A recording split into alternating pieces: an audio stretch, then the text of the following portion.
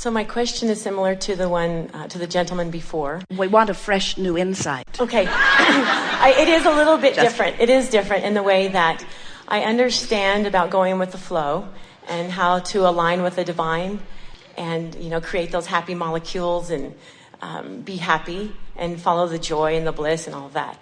And so what I do is that I try to play almost all day long. So because that's my connection if I go out and ride my bike or be with the horses or kind of more outside in nature. But then I have to go inside and work sometimes. So then out of the first book you had, or actually I got it off a tape, where you make this column list and you put the universe, or I call it uni, on one side, and then me, Colleen, on the other side. And then what I do is, because I want to go outside and play most of the time, I give uni most of the jobs to do. She's talking about the placemat process, where you draw a line down the center of the page and write what you will do today on one side, and then delegate to the universe everything else that needs to be done that you are not going to do today. And the power of it is that you have accomplished the two requirements. You have identified your desire, and by releasing it to the universe, you have reduced your resistance. When it's on your list and you say, I have more to do than I can do, you're pointed upstream. When you say, I'm only going to do these things that are on my side of the placemat, and I know I can do those, that's downstream. And I'm releasing this to the universe to deal with in whatever way they can, that's downstream. What it teaches you is you are a creator through thought more than through action. When Esther began this process, she was amazed at how much more the universe accomplished every day than she did. Right. And we said, well, there's quite a vibrational staff working on your behalf. And when you indicate what you want and then get out of the way of it, many things come into place. Well, now I'm wondering, does uni take vacations? Because sometimes it doesn't always come or as fast, or, like I've put everything in their column because they're broader and they have more of a marketing team than I do. But think about what you're doing even with this perspective. As you are saying, are they out to lunch? Are they on vacation?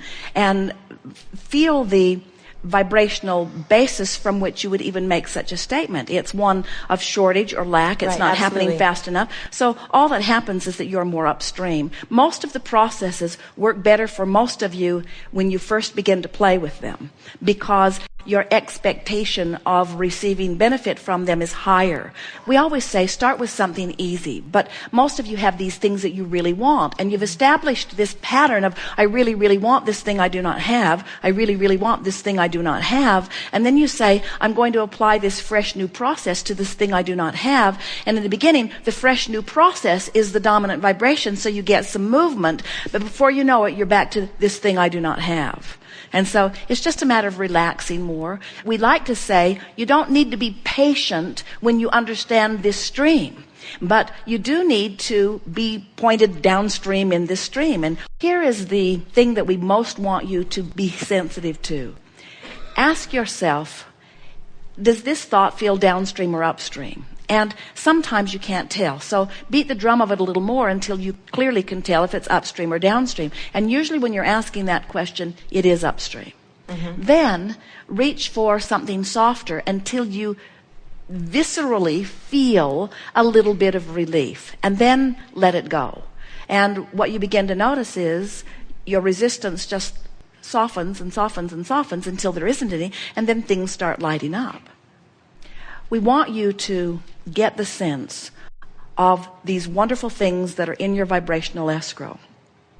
Jerry and Esther have had several experiences just recently where there were things in their vibrational escrow that they knew were there that they weren't giving much attention to because they're doing a lot of other things. So they move about from city to city, and a place they really like to be is San Diego. And so quite often they take their bus out and they park it in the marina in San Diego, and then they work from there. And there are so many places in California and cruises that leave from there that they can stay there for about 3 months. So now, one by one, the RV parks are closing because the property that is near the water is becoming so profitable that they are closing the RV parks and putting in other more profitable things. And so Jerry began saying, we should look for some property where we can park our bus and stay in this area. So that was a soft intention that he just threw out there. And then Esther said, I really, really like the Del Mar area because the water is near and it's a nice little town and everything that you need is close by and you wouldn't even have to get on the freeway. And that was about all that they said. Now, they may or may not have been consciously aware that they've been percolating and throwing things into vibrational escrow for a long time relative to that. And then they held a seminar in San Diego, and a friend that Jerry had known 30 years ago came to the seminar and introduced himself to Jerry and Esther. And they were so glad to see him. And he said, I am a mortgage broker, and I have my real estate license. And Jerry said, we're just thinking, we're looking for a house. We want it to be on the ocean side of the Interstate 5, and it would be nice to get that nice ocean air. And the important thing is that we can park our bus on the property, which is an interesting and sort of tricky thing to even ask for. Those properties are sort of intense and dense in that area. And so this man went on his way, and within a few days he called and he said, I have 5 properties that meet your criteria I would like you to see. And Jerry and Esther were very busy. They were working on a book deadline, but the dry cleaners that they drive to was right there, and they were going there that day. So they said, we'll meet you. Where is the first one? And he gave them the address, and they drove up to it. And as they were driving up the hill, they were calculating if the bus could get there. Were the curves wide enough? Were the trees tall enough? And it seemed obvious. And when they came to the top of this hill, here is this double lot with big wide gates, and the bus could drive right in and look right at the ocean. And there's a big canyon, so nothing will ever be built in front of it. And Jerry said, I want this. And Esther said, I want this too. And then they said, maybe we should look at the other properties. It seemed strange to have the universe deliver to them exactly what they wanted with only 20 minutes invested. And so they went to look at the other properties, and the gate code wouldn't work on this one, and the key didn't work on this one, and the woman needed 48 hours notice on this one. And they said, fine, this one is perfect for us. And so with less than an hour of their time and energy invested, they found this perfect property because they had been identifying bit by bit, life by life, contrast by contrast, desire by desire. They had defined what they wanted. And because they're in this place of going with the flow and going with the flow and going with the flow, when they turned in the direction of what they were wanting, and when all of the components of what is important to them lined up, the universe lighted it up for them. In other words, there was no effort involved. What you want will show itself to you, and when you see it, you will know it. You feel a compelling. In other words, they didn't force themselves to talk to that friend. They wanted to talk to the friend. They didn't give him information because he needed it. They felt inspired to give him the information. He didn't look for the property because he needed to. He found it because he wanted it to. You see what we're getting at? In other words, everything that you want will come to you, is coming to you with that ease. And if things aren't showing up for you fast enough, where you feel like you need to be patient or you feel like you need to do something different, the only thing that you need to do different is lighten up on your awareness that it isn't coming, because it is.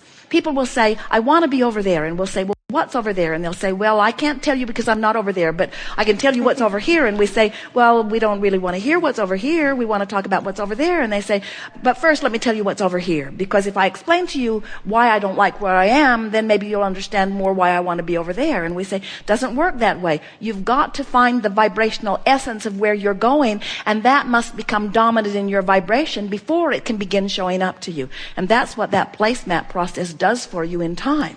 You identify what you're going to do, and you identify what you want, and you release your responsibility to it, which releases the resistance to it, and then the universe can show it to you at the perfect timing for you. And so we think it would be a very downstream and accurate thing to say on a really regular basis, I'll see it when I'm ready for it, and any time other than that would be off anyway. And so my process, my work is to get ready for it. And how do I get ready to receive the things I want? By playing all day, by doing the things that feel good. This is a way of looking at it that will really serve you. Do it, but before you do it, whatever it is, line up with it. In other words, if you're going to work, then line up with the idea of doing the work before you work. In other words, don't wish that you were doing something else and work. That's split energy. And don't play and feel like you should be working. That's split energy. And don't work and resent it. That's split energy. And don't play and feel guilty. That's split energy. When you play, line up with the idea of playing. And then you turn and go toward all the things you want. And when you work, line up with the idea of doing it. Esther has begun because she has many tasks that are routine, that are involved with the different aspects of what they are about. And Esther has begun doing focus wheels before she takes any action, because she's discovered by sitting with the intention of lining up energy before she takes action, then the action is always pleasant. But if you jump into action before you've lined up your energy, then often it isn't pleasant and it isn't productive anyway, you see. It's that two-headed monster that we were talking about, and we just want both heads to get going in the same direction. That was it. Bingo. Good job. That was awesome. Thanks. Yes, indeed. We have enjoyed this interaction immensely. It really is co-creating at its best. We want you to feel us when we say that all of the things that you want are not only possible, but they are there and waiting for you to find your vibrational alignment with them. You are deserving of wonderful things, and you are powerful energies who have come forth with specific intent of exploring contrast and coming up with new ideas.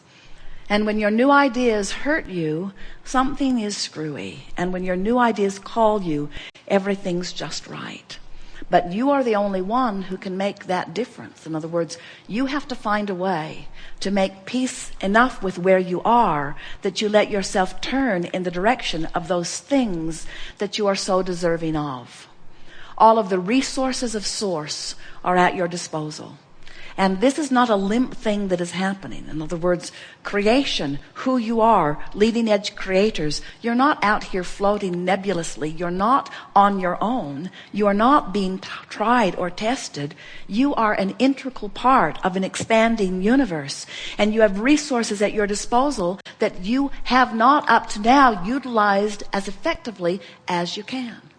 We love this story of the stream because while analogies are never perfect, this is the best analogy that we have found to help you to realize that there is a current flowing and that it is flowing in the direction of that which is the newly evolved, newly expanded you. And we want to remind you that no matter what's going on in your experience, if you're not letting yourself in any moment in time move in the direction of that which you have become, you don't feel good. That's what life is about. In other words, everything that you are living or anyone else that you know is living is all about coming up to agreement with the expanded version of you. You are Source in a physical body. But the Source within you, because of your exposure in this body, has evolved to a place that you might not yet let yourself be. And when you don't, you can feel it. And when you do, you can feel it. So let the fun begin. Lighten up. Be easier about this. Your worthiness is not an issue. Your understanding of it might be. Your ability to be or do or have anything is not an issue. Your belief that you can be it or do it or have it might be. So let yourself train yourself little by little into better feeling thoughts. And as you do that, as you become more of a lover, as you become more of a praiser, as you are a little more optimistic than pessimistic, as you are leaning a little more to what feels good, life's just going to get better and better and better for you. If you could see your vibrational escrow in the way that we do, it's like all this stuff's lined up outside your door, and you are now just opening the door. And as you open the door, an avalanche of good things will flow in. And your life experience will cause you to keep throwing more things forward into your vibrational escrow. That's just what eternal creators do. We are appreciating your willingness to expose yourself to the contrast because the universe's expansion is dependent upon you doing just that. And you're fulfilling that promise to all of us and to yourself in a very powerful way. And we are keeping our promise to you by coming forth in response to your request and reminding you of who you are and reminding you of the stream.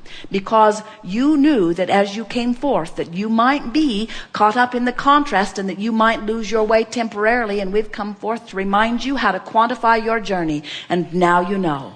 So have fun with it.